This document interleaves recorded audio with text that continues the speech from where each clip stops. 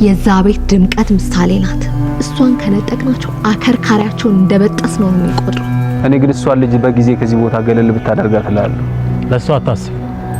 አይደለም እሷን ዝናንም ጥየዋለሁ። ማናት ሰው? ከመሀሌት ውጭ ሌላ ከዚህ ሰው ታውቃለህ? እሷ ናት ይሄን ቤተሰብ ከመጉዳት ወደ ኋላ ማትል። አልገባኝም። አሁን ደግሞ ምን አደርጋለሁ? ብሩክ እርግጥ በዚህ ሰዓት መናገር አለብኝ፣ ግን ደግሞ ዝም ካልኩኝ የምሳሌ ህይወት አደጋ ውስጥ ይገባል። ምን እንደ ተራ ውሻዬ ትራፊን የሚጥለት ተራ ሰው ነበር። በእርግጥ አምኖ ነበር። ቆራጥነቱና ጀግንነቱን ጭምር እወድለት ነበር። ግን አታለለ። እኔን ካሌብን ክዳኝ። በዚህ ክህደቱና ድፍረቱ ደግሞ ህይወቱን ነጥቅለታለሁ። መድብል ሆን ብሎ ሰመራ እንዲሄድ እንዳስወራና እዚህ ከተማ ውስጥ እንዳላረጋግጫለሁ። እና ምን ትጠብቃለህ? አግኝተው ግንባሩን አትለው ነበር። ለጊዜው ቢደበቅም አይቀርላትም ጌታዬ። እንደውም ሳትገለው ከነ ህይወቱ እዚህ ይዘው እንድትመጣልኝ ፈልገው። ይሄን የማይረባ እኔ ነኝ ህይወቱን የሚነጥቀው። አሁን እኮ በማይመጣ ሰው እኮ ነው የመጣችው መድብል። እንዴት ቤት ነው የምረጋጋው? ከዚህ በኋላ ከትምህርት ቤት ስታመጣትም ሆነ ስታደርሳት ጥንቃቄ እንድታደርግ ነው ይሄን ነገር የነገርኩህ። ለዛሽ ለማትረባ ሴት ብለን ነው ልጃችን አፍንን ቤት ስናስቀምጣት? እንዴት እንደዛ የማትረባ ሴት? አሁን እኮ የገጠመችው ያ ካሌብ ከሚባለው ሰውዬ ጋር እኮ ነው። ይሄ ማለት ብዙ ሰው በዙሪያው ሊኖር ይችላሉ።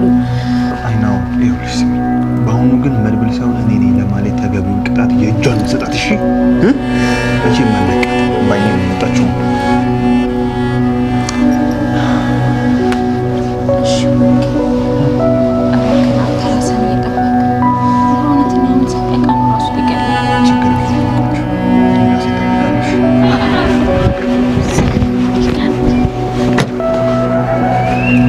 ሳይለየ እኔ ቆንጆ የድሮዋ እናትሽ መሀሌት አንቺን ለመጠየቅ እዚህ ሰፈር ድረስ መጣች። ናቀፊኝ ነይ ሳይለየ አታቅፊኝ? የኔ ቆንጆ ነይልኝ ማለት ነይ ቀፊኝ።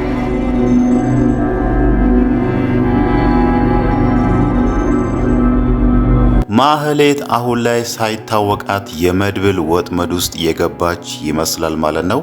እሷ አሁን ላይ የምታስበው ምሳሌ ከሱቅ ስትመለስ መንገድ ላይ ጠብቃ እሷን አታላ በመኪና ይዛ ልትሄድ ነውና፣ ግን ደግሞ ይሄ ነገር በመድብል የተዘረጋላት ወጥመድ እንደሆነ አላወቀችም ማለት ነው። ለምን ከተባለ ቀደም ብለን እንዳየነው ብሩክ አሁን ላይ ምሳሌ ትምህርት ቤት መሄድ የለባትም፣ አሟታል ተብሎ ትምህርት ቤት ማቋረጥ አለባት፣ እናም ደግሞ ከቤትም መውጣት የለባትም የሚለውን ነገር እንደዚህ አይነት ውሳኔ ወስኖ በቀላሉ ደግሞ ምሳሌን ሂጂና ሱቅ ሄደሽ ይሄንን ነገር ግዢ ሊሏት አይችሉም ማለት ነው። በእርግጠኝነት ከዚህ ነገር ጀርባ ደግሞ መድብልና ብሩክ ራቅ ብሎ ማህሌትን እያዩት እንደሆነ ግልጽ ነው ማለት ነው። እሷ አሁን ላይ ምሳሌን አግኝቻለሁ፣ እሷን አባብዬ ቀስ ብዬ መኪና ውስጥ አስገብቼ ይዣት እሄዳለሁ የሚለውን ነገር ነው የምታስበው። ግን ደግሞ እሷ ወደ ምሳሌ ተጠግታ ምሳሌን እንደነካቻት ነው ሊሆን የሚችለው። መድብልና ብሩክ ከኋላ መጥቶ ማህሌትን ሊይዟት የሚችሉ ማለት ነው። በቀጥታ መድብል ሊያደርግ የሚችለው ማህሌትን ከዚህ ይወስዳታል። ከዛም በኋላ ያኔ ከዝና ጋር አግቶ ወደ ነበረው ክፍል እዛ አስገብቶ ወንበር ላይ አሳስሮ አስቀምጦ ምናልባትም ዋጋዋን ሊሰጣት ይችላል ማለት ነው። ወይ ደግሞ አይታወቅም፣ ዝናን እንዳረገው ለተወሰነ ቀን ማህሌትን እዛ አስሮ ሊያስቀምጣት ይችላል ማለት ነው። ማህሌት አሁን ላይ እንዳየናት ብቻዋን ያለችው ምሳሌ መንገድ ላይ ስታወራት ማለት ነው። ከሷ ጋር የነበረው ጠባቂ ለማህሌት የተመደበው አንድ ሰው ራሱ ከሷ ጋር አልነበረምና እዚህ ጋር በእርግጠኝነት እሷን ማንም ሰው ሊረዳት አይችልም ማለት ነው።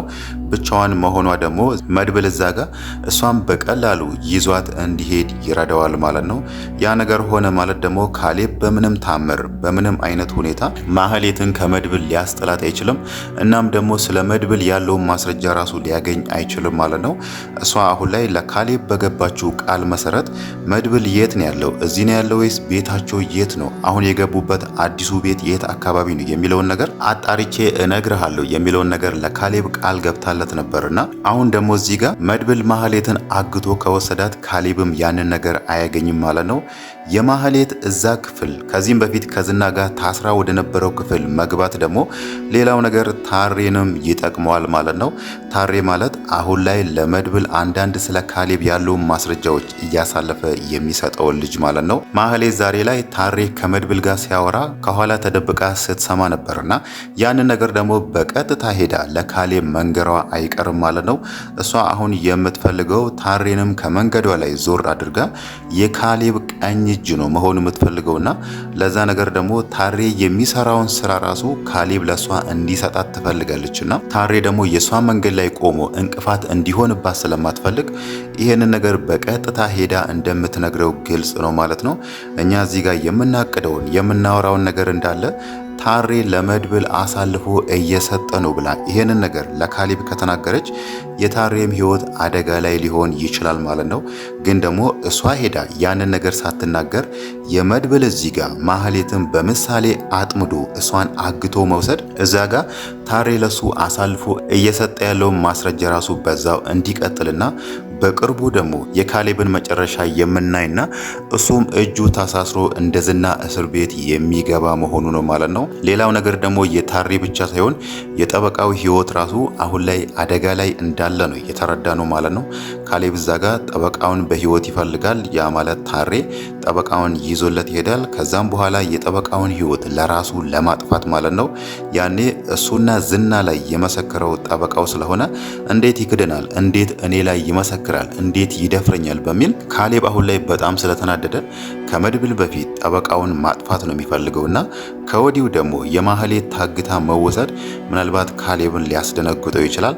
እናም ደግሞ ትኩረቱን ራሱ እዛ ጋር ጠበቃውን አምጡልኝ የሚለውን ነገር ትቶ ትኩረቱን ራሱ ወደ መድብል እንዲያዞር ያደርገዋል ማለት ነው። ሌላው ነገር ደግሞ ካሌብ አሁን ላይ ጠበቃውን ብቻ አይደለም በህይወት የሚፈልገውና ታሬን አምጣልኝ ያለው ጠበቃውን ብቻ አይደለም መድብልንም አግተ ወይ ደግሞ አሳስረ አምጣልኝ ብሎታልና ያው እንዳየነው መድብል የታሬን ያህል ደካማ አይደለም።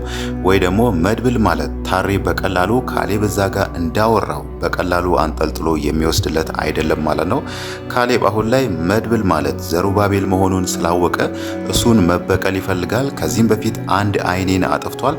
እናም ደግሞ ያኔ ወስዶብኝ የሄደው ዳይመንድ አለ ክዶኛል በሚል እሱም መበቀል ይፈልጋል። ለዛ ደግሞ አንደኛ መድብል በአካል እንዲመጣለት ይፈልጋል።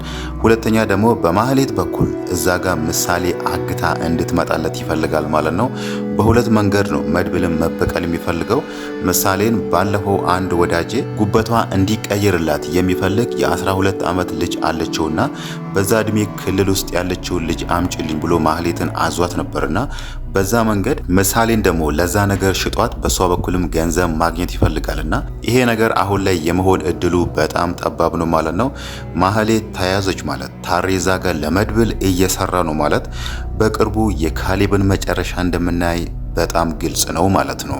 መድብል ደግሞ አሁን ላይ ማህሌትን ከያዛት ምንድን ነው የሚያደርጋት የሚለውን ነገር ስናይ በእርግጥ ማህሌት ያኔ ራሱ ከዝና ጋር አስሮ ያስቀመጣት ጊዜ ለመድብል ቃል ገብታለት ነበር። ከዚህም በኋላ ማንንም አልጎዳም፣ ሰው መጉዳት ሰልችቶኛል፣ አርፌ የራሴን ህይወት እኖራለሁ የሚለውን ነገር ለመድብል ቃል ገብታለት ነበር። አሁን ደግሞ ቃላን አጥፋ ምሳሌን አሳልፋ ለካሌብ ልትሰጥ መሞከሯ መድብል ማህሌትን ምንድን ነው የሚቀጣት ምንድን ነው የሚያደርጋት የሚለውን ነገር ስናይ መድብል ያው ከዚህም በፊት ባየነው ከሱ ጸባይ ሴቶችን መጉዳት አይፈልግምና ምናልባት ማህሌትንም እስር ቤት ሊያስገባት ይችላል ማለት ነው። ግን ደግሞ ማህሌት ምንድን የሰራችው እስር ቤት የሚያስገባት ወንጀል ምንድን ነው የሚለው ነገር ስናይ እዛ ጋር አሁን ላይ ምሳሌን እየወሰደች ነውና ሰው በማገት ወንጀል በሚል ምናልባትም አይታወቅም ሌላ ሰውም ከነሱ ጋር ሊኖር ይችላል ማለት ነው። ፖሊሶችን ያዘጋጁና ከኋላ ማህሌት ህፃን አግታ ልትወስድ ነው በሚለው በዚህ ወንጀልም እስር ቤት እንድትገባ ሊያደርጋትም ይችላል ማለት ነው። ግን ደግሞ አንድ እርግጠኛ ልንሆን የምንችለው በመጨረሻ ያየነው የማህሌት መንገድ ላይ ምሳሌን ጠብቃና የምሳሌ ደግሞ ከሱቅ አንዳንድ ነገር ገዝታ መምጣቷ ድራማ እንደሆነና ይሄ ለማህሌት የተዘጋጀው ወጥመድ እንደሆነ ነው ማለት ነው። ግን ደግሞ መድብል በጣም ብልጥና በጣም ብልህ ሰው ነውና ይሄንን ነገር ማህሌት እስር ቤት እንድትገባ ወደሚያደርገው ነገር እንደሚቀይረው እየታወቀ ነው ማለት ነው።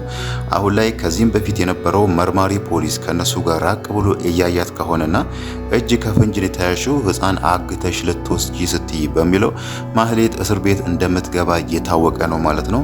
እናም ደግሞ ከዚህም በፊትም ምሳሌም በተደጋጋሚ የሷን ምግብ መርዛ እሷን ለመግደል ስትሞክር ነበርና ያ ማስረጃዎችን አንድ ላይ ሰብስቦ ማህሌትም ከዝና ቀጥላ እስር ቤት የምትገባ ሰው እንደምትሆን እየታወቀ ነው ማለት ነው። እሷ አሁን ላይ ካሌብን በጣም እየጠቀመችው ነው። ስለነ ብሩክ ቤት ያለውን ሚስጥር እንዳለና ስለነ መድብል አንዳንድ ነገሮችን ስለምታቅ ያንን ነገር ነው አሁን አሳልፋ ለካሌብ እየሰጠች ያለችውና ካሌብ ደግሞ በቀላሉ እነ ብሩክን እንዲያጠቃቸው እያደረገች ነው ማለት ነው። ግን ደግሞ የሷ እዚህ ጋር መታሰር ካሌብን በቀላሉ እስር ቤት እንዲያስገቡ ያደርጋል። እናም ደግሞ ቅድስትና ብሩክ እዛ ጋር የጓጉለትን ሰርግ እንዲደግሱ ያደርጋቸዋል ማለት ነው። በእርግጥ ቅድስት ራሱ ይሄንን ነገር ስትሰማ በጣም ደንግጣ በጣም አዝና ነበር። ለምን ከተባለ እሷ አሁን ላይ እያሰበች ያለችው ዝና እስር ቤት ገብቷል፣ እኛም በሰላም ህይወታችን እንኖራለን፣ እኔና ብሩክም እንጋባለን፣ የአባቴን ህልም አሳካለሁ የሚለውን ነገር አስባ ነበር። ግን ደግሞ በዚህ መሃል ይሄ ነገር መፈጠሩ በጣም አሳዝኗታል ማለት ነው። እዛ ክፍለ ሀገር አባቷ ታሟልና ያንቺን ወግ ማረግ ሳላይ መሞት የለብኝም በሚል ለሌላ ሰው ሊዲራስ ሲል ነበር። እሷ ደግሞ እዚህ ጋር እኔ የራሴ ጓደኛ አለኝ በሚለው ብሩክ ሽማግሌ እንዲልክና የሰርጉም ቀን እንዲቆረጥ የሆነው ማለት ነው። ግን ደግሞ በዚህ መሃል ምሳሌ ታግታ ልትወስድ ነው፣ ማህሌት ድጋሚ እናንተን ለማጥቃት ተነስታለች የሚለውን ነገር ከሰማች አሁንም ሌላ ፈተና ወደ ህይወታችን እየመጣ ነው፣ አሁንም ሌላ መከራ ልናይ ነው በሚለው ትንሽ አዝና ነበር ማለት ነው። ግን ደግሞ አሁን ላይ መድብል ባደረገው መድብል በፈጠረው ዘዴ ያ ችግር እንደሚቀርፍና እነሱም ያለ ስጋት ያለ ችግር ሰርጋቸውን እንደሚደግሱና እናም ደግሞ ካሌብን ካስወገዱ በኋላ ራሱ ከዚህም በፊት እንደነበረው ሁሉም በሰላም በፍቅር እንደሚኖሩ ነው ማለት ነው። እናም ደግሞ ሞገስና ሉላ ራሱ አሁን ላይ ንብረታቸው ተመልሷልና ከብሩክና ከቅድስት በኋላ ቀጣዩ ደግሞ የነሱ ሰርግ ስለሆነ እነሱም ሰርጋቸውን ያለ ስጋት ይሰርጋሉ ማለት ነው።